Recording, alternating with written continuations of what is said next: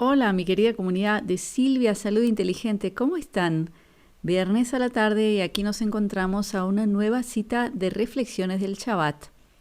Y este Shabbat tenemos una porción de la Torá del Antiguo Testamento que es la última porción antes de que termine el año 2022, el año por supuesto del calendario gregoriano.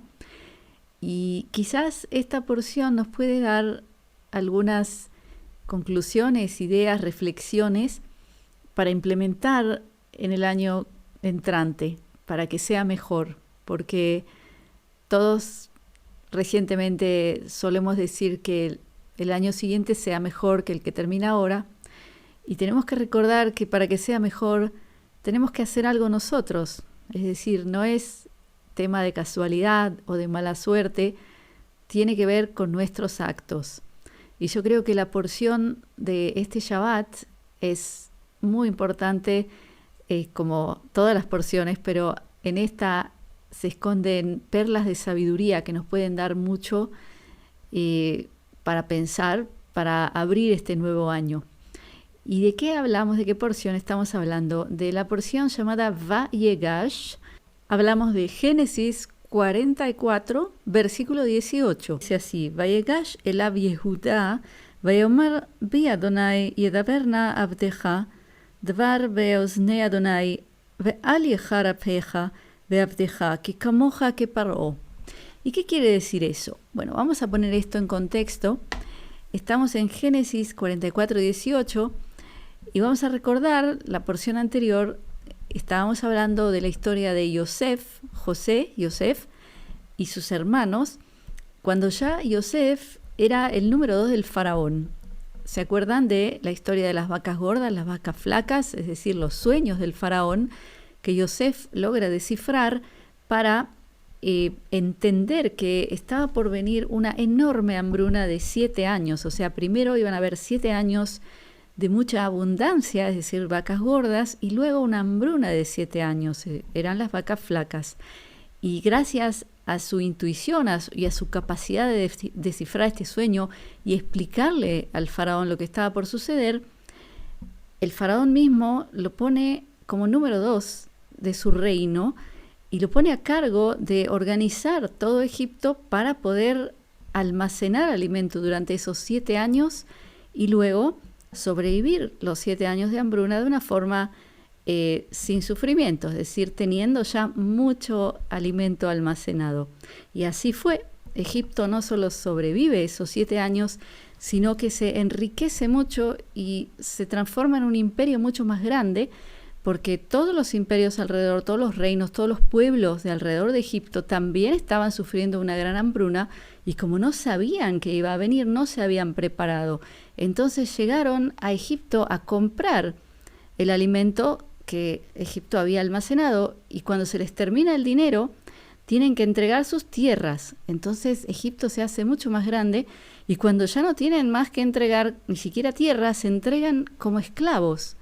O sea que imagínense cómo se empoderó Egipto gracias a haber entendido que se venía una enorme hambruna y haberse preparado. Pero bueno, el tema de hambruna y preparación, ya he hablado de eso suficiente yo en mis 2 canales, pero no es el tema de hoy. El tema de hoy es entender lo que ocurre a nivel espiritual con Yosef y sus hermanos, porque aquí hay algo muy profundo, como siempre, que yo creo que es un buen tema para meditar antes de que termine el año 2022 y comienza el 2023. Entonces vamos a poner de nuevo esto en contexto. ¿Qué es lo que había pasado? Los hermanos de Yosef, cuando Yosef era pequeño, lo envidiaban mucho porque era un chico, un niño con mucho talento, mucha inteligencia. Su padre lo amaba y también era hermoso, o sea, tenía muchos dones que había recibido, había sido bendecido con muchos dones. Es decir, hoy nosotros sabemos que este muchacho Yosef tenía el rol ni más ni menos que de salvar a la humanidad, porque si no se hubieran preparado con respecto a esa gran hambruna, Egipto hubiera perecido y también todos los otros reinos, pueblos de la zona. O sea que había sido bendecido con muchos dones porque tenía un rol muy importante, pero eso sus hermanos no lo sabían, por lo cual lo envidiaban, tenían celos y en cierto momento intentan matarlo, lo tiran en un pozo de agua que estaba vacío y luego, en vez de matarlo, dejarlo perecer, lo entregan y lo venden como esclavo a unos mercaderes que se lo llevan para Egipto. Y luego nosotros ya conocemos la historia de que Yosef pasa muchas situaciones de sufrimiento, como si fuera de la oscuridad a la luz. Primero estar en ese hoyo, luego salir a la luz, pero ser otra vez vendido como esclavo, luego llegar a la casa de Potifar y inmediatamente Potifar identifica el talento de Yosef y le da también un puesto muy bueno en su casa como administrador de todos sus bienes. Luego la esposa de Potifar trata de seducirlo y él no cede, por lo cual ella se enoja, lo culpa y lo llevan preso. También otra vez está en la oscuridad de la cárcel. Y por último, otra vez saldrá a la luz y se transformará en el número 2 del faraón. O sea que vamos viendo cómo es como que estuviera en la rueda de Samsara, ¿no es cierto? Que es lo que los budistas explican, que es el círculo del sufrimiento y el placer, pero que va y es un va y ven que nunca termina. O sea que nada es permanente, o sea, una situación también de placer o de bienestar no es permanente, se puede otra vez caer en el sufrimiento. O sea, eso viene a ser la rueda de Samsara. ¿Y qué ocurre cuando él ya está en la posición de número 2 del faraón? Cuando comienza la hambruna, llegan sus hermanos también, porque en la tierra de Canaán también había hambre, y sus hermanos llegan a comprar alimento a Egipto. Y cuando ellos llegan no lo reconocen, no se dan cuenta que ese es Yosef. Y compran alimento, pero Yosef sí sabe que son sus hermanos, y ahí comienza Yosef a actuar hacia sus hermanos como si fuera él el que le genera el sufrimiento. Primero, él los cuestiona como si fueran espías, y para que prueben que no son espías, les exige que traigan a su hermano pequeño, Benjamín, que había quedado con su padre, y que luego de que Yosef supuestamente había muerto, era también el favorito de su padre, el hijo pequeño, que era hijo de la misma madre de Yosef, y Yosef exige que se lo traigan para probar que no son espías.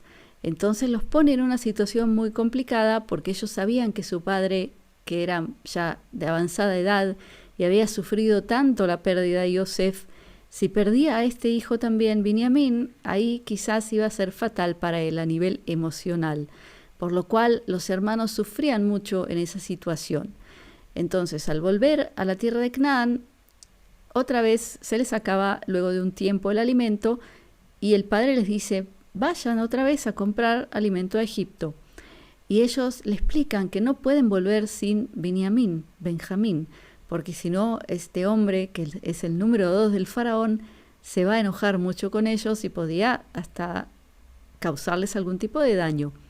Pero de todas maneras, al final ellos entienden que no tienen más remedio que volver a Egipto porque ya no tenían alimento.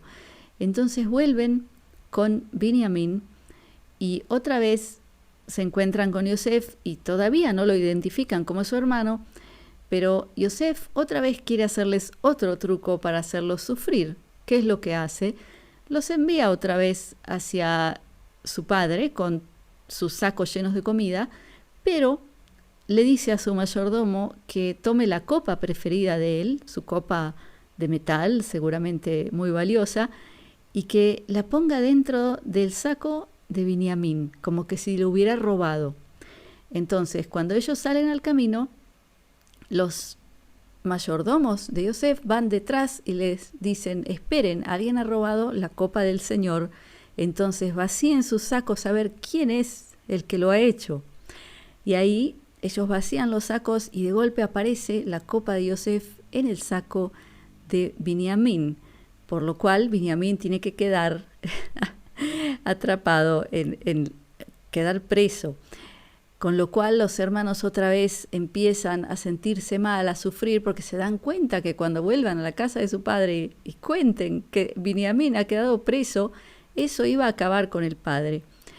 Y lo que ocurre y lo que se lee en la Torá es que en varios momentos los hermanos discuten entre ellos en hebreo pensando que Yosef no entendía hebreo porque supuestamente Yosef era egipcio, y hasta ellos dicen, recuerdan lo que le hicieron a Yosef, dicen en Génesis 42, 22 vemos la discusión entre los hermanos, dice así: entonces Rubén le respondió diciendo, ¿no os hablé yo y dije, no pequéis contra el mozo y no escuchasteis?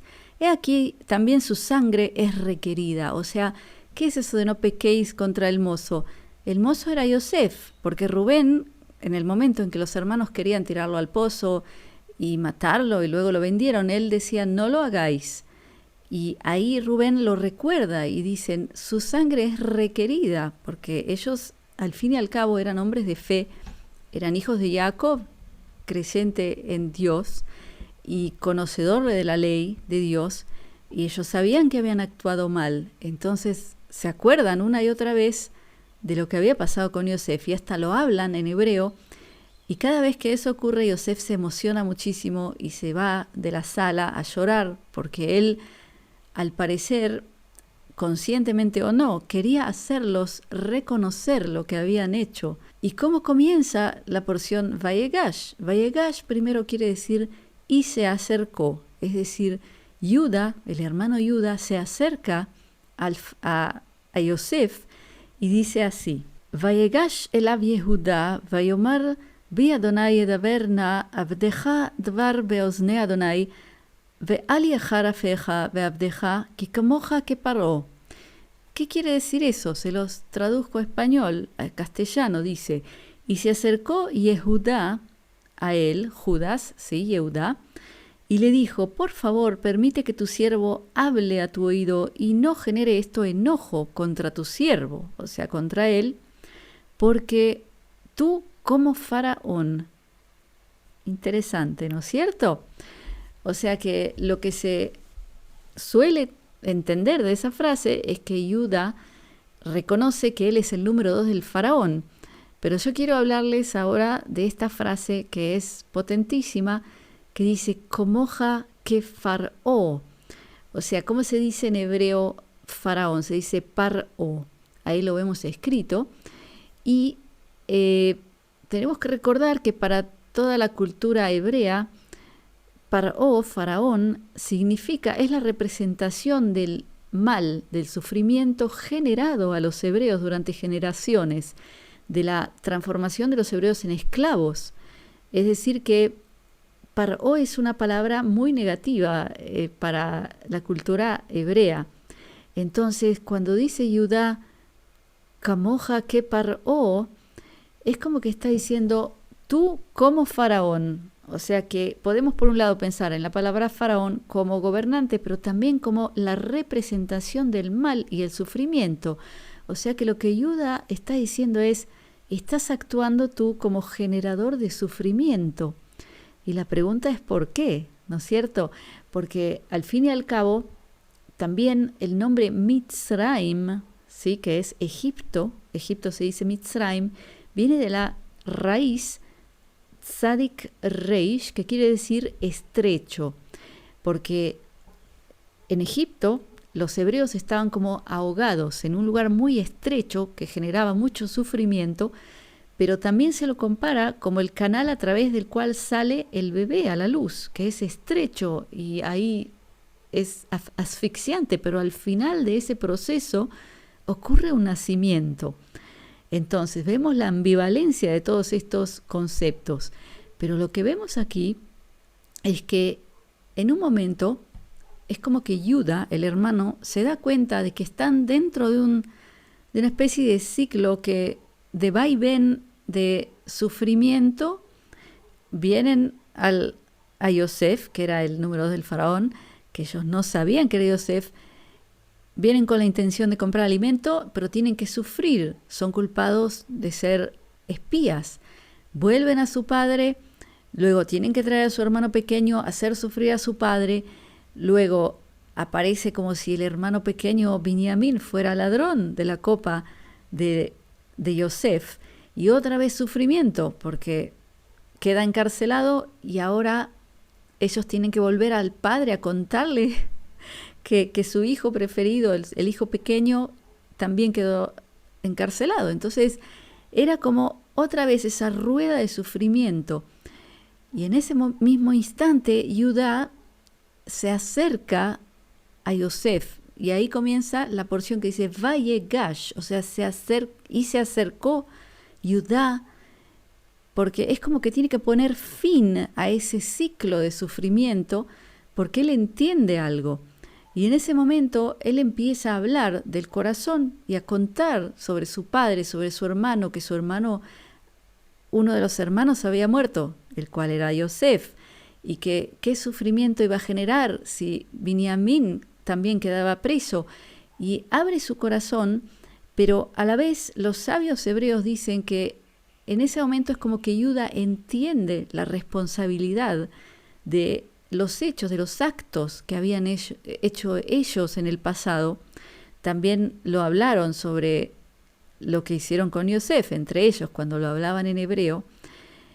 Y es como que ahí se termina esa necesidad de otra vez generar sufrimiento. Y en ese momento es cuando Yosef se revela, se identifica como su hermano. Y el momento cumbre es cuando él les dice lo siguiente. Se los voy a leer primero en hebreo y luego en castellano. Bereshit mem hei hei dice así: Ve'ata al ta'atzvu ve'al yachar beinechem ki machartem oti hine ki lemechia shalcheni Elohim lifneichem. Es decir, ¿qué es lo que les dice Yosef cuando él se identifica como el hermano al que han vendido como esclavo a Egipto? Les dice así en Génesis 45:5: y ahora no os sintáis tristes porque me vendisteis, porque he aquí que para la vida me envió Dios ante ustedes.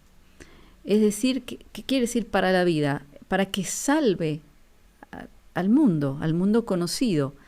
O sea que Yosef entiende también que todo lo que él pasó fue como un plan divino, es decir, que ni siquiera culpa a sus hermanos por haberlo vendido, porque él sabía que tenía que haber llegado a donde llegó. Entonces sus hermanos fueron como las herramientas para hacer que él llegue a ese punto en el que esté en Egipto y que esté en la cárcel, que descifre los sueños del faraón y luego, a través de su capacidad de organizar el reino, se salve Egipto y se salve todo el mundo conocido. Entonces, ¿qué es lo que entendemos aquí? ¿Qué es lo que yo quiero tocar en esta porción justo antes de que termine el año? Que en parte de esta porción Yosef aparece como Paró. Así le dice Judá, su hermano, Camoja que Paró, tú como faraón. O sea, él aparece como la representación del mal, el que genera el sufrimiento. Pero, a su vez, lo que él estaba haciendo lo hacía desde un lugar de amor, porque él sabía que eran sus hermanos y sabía que es como que tenían que purificarse a través de todo ese sufrimiento hasta el momento en que entiendan su responsabilidad, que entiendan lo que ellos habían hecho para poder ya liberarse de eso. Entonces, en el momento en que Judá se acerca a él, que ahí empieza la porción, dice Vayegash Yehudá, y se acercó Judá, ahí termina el ciclo de sufrimiento. Entonces, ¿qué es lo que podemos aprender para que nosotros lo implementemos en este momento de la historia de la humanidad, este momento tan importante y tan crucial, que nosotros estamos sufriendo, no hay duda, ya hace 3 años que estamos sufriendo mucho y también culpamos a ciertos factores que son los supuestos responsables de nuestro sufrimiento. Pero ¿en qué momento nos hemos detenido para cuestionarnos y dónde está nuestra responsabilidad? ¿Dónde nosotros hemos aportado para llegar a esta situación? Porque yo creo claramente que una de las experiencias más centrales en estos últimos 3 años para todos nosotros ha sido el reconocer el valor de la libertad. Es decir, nos hemos sentido coartados, limitados en nuestra libertad, en nuestros derechos básicos, y hemos aprendido el valor de la libertad y de los derechos básicos de un ser humano. Y la pregunta es, pero antes de que esto ocurrió, nosotros también mirábamos hacia aquellos que están sufriendo por falta de libertad o por falta de derechos. Y yo creo que no, porque hoy nosotros señalamos a cierto grupo de gente que tiene mucho poder, mucho dinero, como que son los malos de la película, como que si fueran el faraón, ¿no es cierto?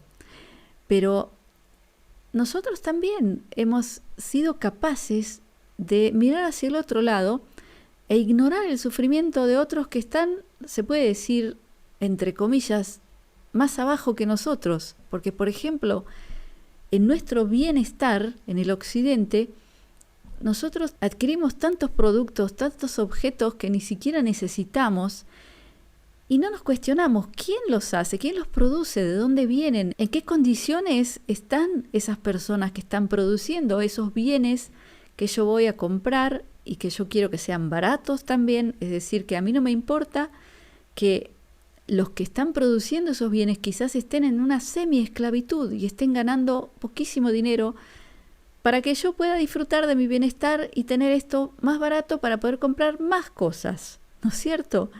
Entonces, yo creo que uno de los mensajes más importantes en esta para allá, sobre todo para nosotros, es tomar responsabilidad de dónde nosotros nos hemos comportado como ellos a los cuales culpamos. Sí, porque hasta que no hagamos eso y hasta que no seamos capaces de entender que hay que respetar los derechos de todos y no solo quejarnos porque violan los nuestros, quizás hasta que no reconozcamos eso, no vamos a poder salir de esta situación de sufrimiento. Y quizás aquellos que nos están haciendo sufrir están en un rol para sacudirnos y hacernos despertar también para que entendamos lo que nosotros no estamos haciendo bien. Porque ese mundo nuevo, esa nueva tierra a la que nosotros queremos entrar, en esa tierra, ¿tú crees que van a haber gente trabajando en semi-esclavitud para que tú tengas bienestar?